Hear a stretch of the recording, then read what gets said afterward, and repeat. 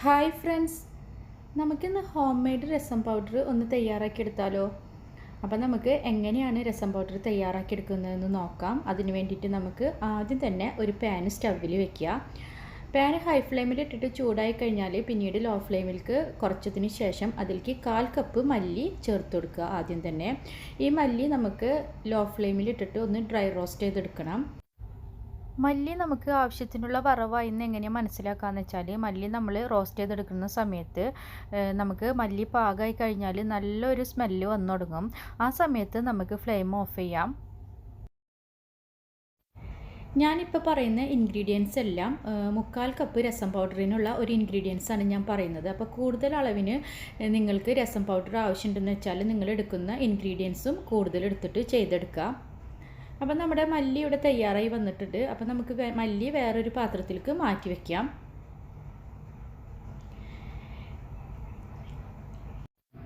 നമുക്കിനി മല്ലി വറുത്ത ഇതേ പാത്രത്തിൽ തന്നെ അടുത്ത ഇൻഗ്രീഡിയൻ്റ് ആയ കുരുമുളക് നമുക്ക് ഒന്ന് വറുത്തെടുക്കാം.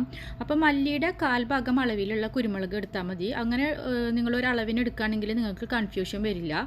അപ്പോൾ മല്ലി ഇപ്പോൾ ഞാനിവിടെ ഒരു 1/4 കപ്പ് എടുത്തിട്ടുള്ളത്. അപ്പം ഇവിടെ കുരുമുളക് 2 ടേബിൾ സ്പൂൺ എടുത്തിട്ടുണ്ട്. അപ്പോൾ ഏകദേശം അത് മല്ലിയുടെ പകുതിയോളമായിട്ട് വരും.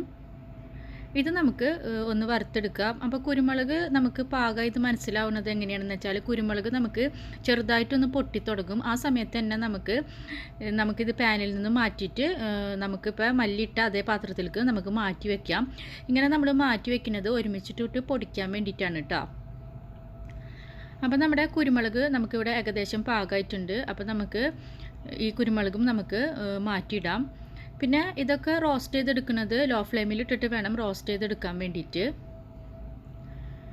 അപ്പോൾ നമ്മുടെ കുരുമുളകും നമുക്കിവിടെ മാറ്റി വെച്ചു. ഇനി നമുക്ക് അടുത്ത ഇൻഗ്രീഡിയൻറ്റ് നമുക്ക് വറുത്തെടുക്കണം. അപ്പോൾ 1 ടേബിൾ സ്പൂണ് ജീരകമാണ് ഇവിടെ എടുത്തിട്ടുള്ളത്. കുരുമുളകിൻ്റെ പകുതി ഭാഗമായിട്ട് നമുക്ക് ജീരകം ഇട്ട് കൊടുക്കാം. അപ്പോൾ 1 ടേബിൾ സ്പൂണായിട്ട് ഇവിടെ ജീരകവും ചേർത്ത് കൊടുത്തിട്ടുണ്ട്. ജീരകവും നമുക്ക് ഇതേപോലെ തന്നെ ലോ ഫ്ലെയിമിൽ ഇട്ടിട്ട് ഒന്ന് വറുത്ത് മാറ്റി വെക്കണം. അപ്പോൾ എല്ലാ ഇൻഗ്രീഡിയൻറ്റും ഒരുമിച്ചിട്ടിട്ട് വറുക്കാത്തത് പലതിനും പല ടൈമായിരിക്കും ഇത് റോസ്റ്റ് ചെയ്ത് കിട്ടാനായിട്ട്. അതുകൊണ്ടാണ്. ഇനി നമുക്ക് ഉണക്കമുളക് ഒരു 5-6 എണ്ണം എടുക്കുക. 1 ടേബിൾ സ്പൂൺ മുളക് പൊടി എന്നുള്ള ഒരു കണക്കിൽ നിങ്ങൾ എടുക്കുക.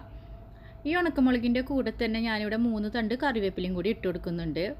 അപ്പോൾ കറിവേപ്പില നമ്മൾ കഴുകിയിട്ടാണെങ്കിലും ഈ ഉണക്കമുളകും കറിവേപ്പിലയും കഴുകിയതിന് ശേഷം നല്ലപോലെ തുടച്ച് വെള്ളം കളഞ്ഞതിന് ശേഷം ഇട്ട് കൊടുക്കുക. ഇനി നമുക്ക് ഇതും ഒരുമിച്ചിട്ടിട്ട് തന്നെ റോസ്റ്റ് ചെയ്തെടുക്കുക. അപ്പോൾ നമ്മളിത് തയ്യാറായി കഴിഞ്ഞാൽ ഇതേപോലെ തന്നെ നമ്മുടെ ഇപ്പോൾ മല്ലിയും കുരുമുളകൊക്കെ നമ്മൾ മാറ്റി വെച്ച പാത്രത്തിലേക്ക് നമുക്ക് ഇതും വീണ്ടും മാറ്റി വയ്ക്കുക.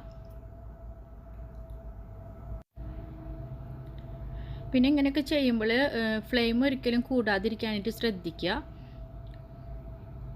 അപ്പോൾ നമ്മുടെ മുളകും കറിവേപ്പിലും റെഡി ആയിട്ടുണ്ട്. ഇനി നമുക്ക് ഇതിലേക്ക് കടലപ്പരിപ്പ് 1 ടേബിൾ സ്പൂൺ തന്നെ ഇട്ട് കൊടുക്കുക. ഇത് നമുക്ക് റോസ്റ്റ് ചെയ്തതിന് ശേഷം മാറ്റി വയ്ക്കാം. ഇനി നമുക്ക് ആവശ്യമുള്ളത് ഉലുവയാണ്. ഉലുവ ഒരു 1/4 ടീസ്പൂൺ മാത്രം എടുത്താൽ മതി. ഉലുവയുടെ അളവ് അധികം കൂടണ്ട. ഉലുവ ഒരു 1/4 ടീസ്പൂൺ എടുക്കുക. കൂടുതൽ അളവിൽ നമ്മളിപ്പോൾ രസം പൊടി തയ്യാറാക്കി എടുക്കുകയാണെങ്കിൽ തന്നെ ഉലുവയുടെ അളവ് വളരെ കുറഞ്ഞ അളവിൽ മാത്രം ചേർത്താൽ മതി. ഉലുവയും നമ്മളിത് ഇതുപോലെ ഒന്ന് വറുത്തിട്ട് നമ്മൾ മാറ്റി വയ്ക്കുക. ഇപ്പം നമ്മുടെ ഇൻഗ്രീഡിയൻ്റ് ഒക്കെ നമ്മൾ വറുത്തെടുത്തു. ഇനി നമുക്ക് ഇതിലേക്ക് ആവശ്യം കായം പൊടിയാണ്. കായം പൊടി 1 ടീസ്പൂൺ ഇട്ട് കൊടുക്കുക. അതേപോലെ തന്നെ മഞ്ഞൾപ്പൊടിയും 1 ടീസ്പൂൺ ഇട്ട് കൊടുക്കുക.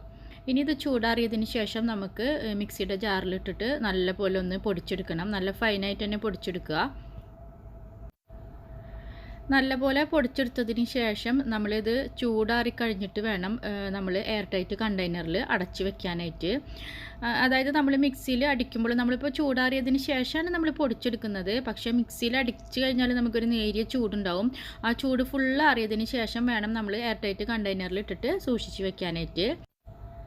ഞാനിപ്പോൾ ഈ വീഡിയോയിൽ കാണിച്ചിരിക്കുന്ന ഇൻഗ്രീഡിയൻസ് പ്രകാരം നമുക്ക് ഒരു 1/4 കപ്പ് രസം പൗഡറാണ് നമുക്കിവിടെ തയ്യാറാക്കി എടുക്കാൻ പറ്റുക.